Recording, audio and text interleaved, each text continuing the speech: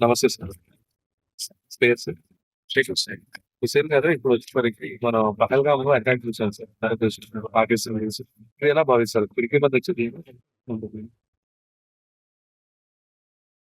మనం వాళ్ళు అటాక్ చేసింది. పాకిస్తాన్ అటాక్ చేసింది. అది చాలా పిరికిపంది చర్య. అది చాలా అన్యాయం. చాలా మంది ముస్లింలు చనిపోయారు. చాలా మంది హిందువులు చనిపోయారు. ఎవరైనా వాటికి మానవత్వంతో చూడాలి అది. అది మతపరమైనది అట్లా చూసి చేయొద్దు. చాలా బాధాకరం విషయం. అది జీర్ణించుకోవడం చాలా బాధగా ఉంది. నిజంగా ఆ రోజు కట్టేటి పని అర్థమైనాం.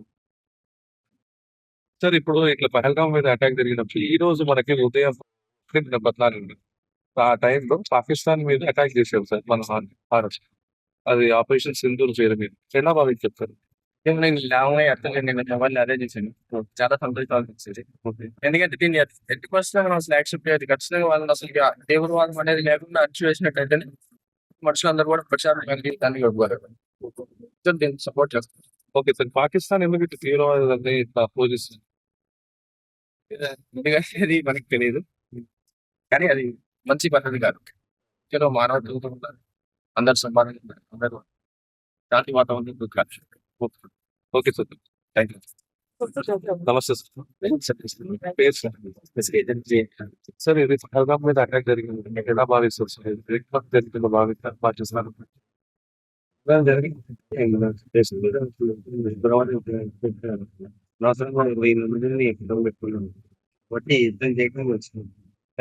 ఆ పహల్గామ్ అటాక్ ఎట్లా భావిస్తారు? పాకిస్తాన్ పిలుపుమని తెలియదు.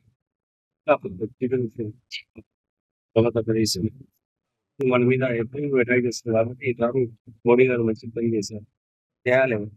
ఇలా ఆపరేషన్ సింధూర్ జరిగింది కదా సార్. అది ఎలా ఉంది సార్? జనం 9 స్థావరాలు అక్కడ ఏలవాటు అయిపోయాయి. పాకిస్తాన్ ఎలా భావిస్తారు? చాలా సంతోషంగా ఉంది. ఇప్పుడు మిలిటరీకి ఫ్రీ హ్యాండ్ ఇచ్చారా సార్? ఇది ఇచ్చారని అన్నారు. ఇచ్చారు. Okay sir.